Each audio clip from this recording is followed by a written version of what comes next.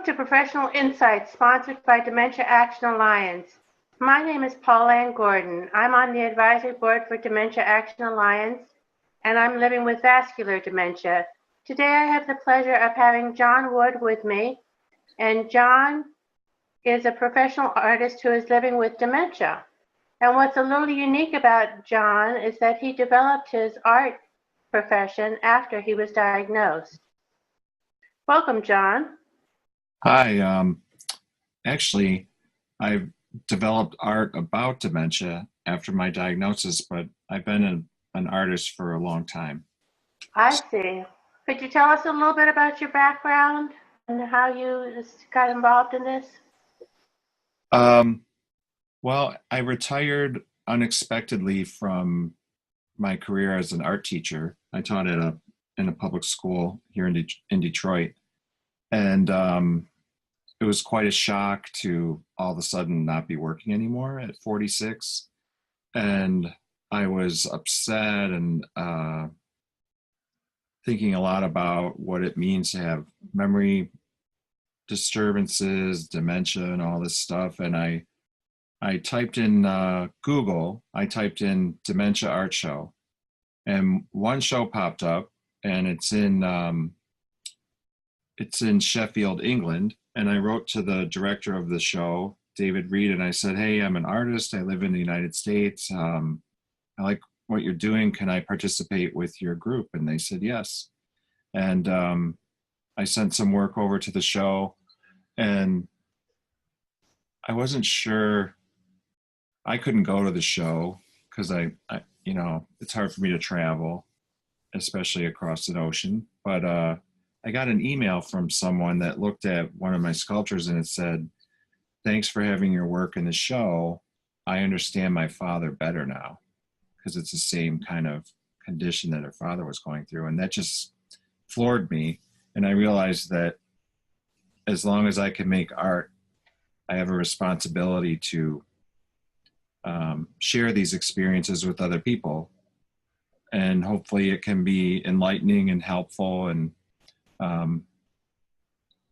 that just really spurred me on to start. We have had a few exhibits in America of artists here as well as artists from England, and then we had a beautiful exhibit at the DAA conference a couple of years ago. So I think that art is a way for people to show that we're all viable, we're all still viable, and we're all still important. And no matter where somebody comes at their approach to art, there's room for everyone. Even I know I'm a professional artist and I went to grad school for art and all that stuff, and I've exhibited for a long time, but I'm just one of the millions of kinds of artists that are out here. So there's really room for everyone to create art and share it and ask questions about what we're going through. So that's kind of how I got started, was through the South Yorkshire Dementia Creative Arts exhibit. Did you bring any of your artwork that you might be able to share to give people an idea of the type of art that you do? Sure. This is a recent sculpture, and it's made of porcelain, and there's text on the sculpture that I think I can zoom in on. That's from a poem from a poet that I have never met in real life. It's someone whose book that I read, and I conversed with her online and wrote to her and asked her questions about her work and if she'd be okay with me making art about her poem. And the handwriting on the porcelain is actually her handwriting. So she sent me, I worked it out with her. I sent her a folder where she could write out her poem by hand, and then I converted those into stamps to make stamps in her handwriting. And the poem is about Eve, Adam, and Lilith, but to me it's really about how people in relationships have to learn to communicate. So this is one of the one of the my recent sculptures. Can I show you the one from the first show in England? Would that be okay? Sure. So the sculpture was called Sundowning, and it started with drawings of an upside down brain with scissors on them, and I made a texture of all the things I was using in my studio at the time. They're all on these upside down brains, and they go from light to dark. So Wow. these were the pieces that I sent to David Reed's exhibit.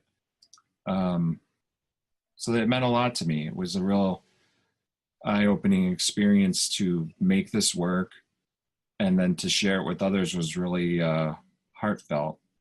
It's difficult to create work about um, about dementia in some ways because it hurts. You know, it hurts to feel and to focus on things that I've given up and things that are more difficult for me now. Mhm. But going through that makes me realize how blessed I am to have the things I have that I have now. So it kind of helped me put things in perspective. And I think to try to avoid dealing with these issues would have been a mistake. So it was a blessing, but a difficult one, I think. How did you decide to use inscriptions in your work, and how do you select the inscriptions that you use? Um, that's a good question. I read a lot of poems, and I read a lot, and I think I'm drawn to poetry. I think because when I read a really good poem, it's language used in its most meaningful and beautiful way. Um, and I find that very attractive and very pleasing to read. And I read the poems out loud to my friends and family and so on. So I think what ends up happening is the poem kind of picks me, and that I'll be reading a lot of stuff, and then one certain poem I'll feel a real connection with, and then I'll pursue um, a project through that interest, through that shared interest of themes or um, content. And so it kind of goes that way. I know with the poem for the piece I was just showing of the torsos, um, the author and I, her name's Mary Jo Bang, and she's an author that lives in St. Louis, Missouri. Um, we were emailing each other back and forth, and we were talking about geometry and triangles and how elegant and a triangle can be, and what can be done with the triangle, like as far as making tiles and how those things get represented in other things. And she asked me if I'd be interested in reading her poems about triangles, and hers was about the triangle of Eve, Adam, and Lilith. So um, that's how, you know, so when I read it, it clicked with a lot of other things I was thinking about visually and thematically. And I think the triangle for me is myself, the person I want to communicate with, and my memory problems and my dementia. Like that's my Lilith. That's the so-called negative or outside impact on my relationships with people that I feel like I have to deal with. So to answer your question, um, I guess the poems, I guess I really do feel that they just become evident that that's what I need to make next. And I'm always searching.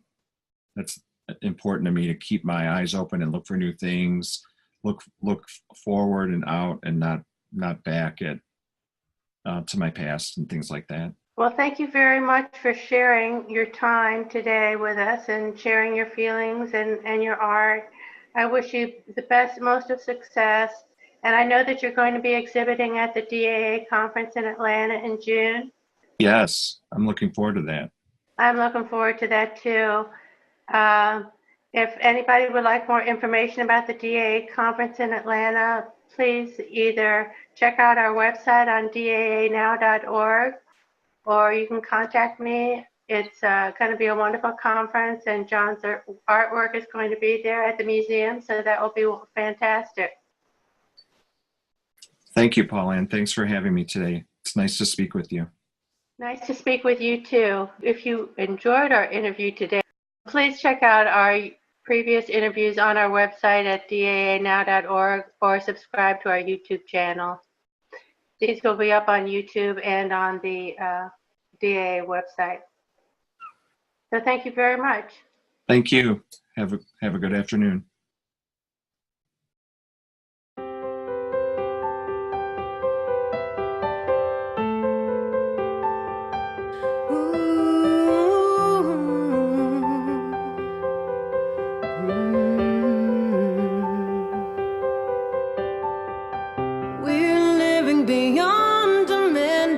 Connecting our lives to help us survive so we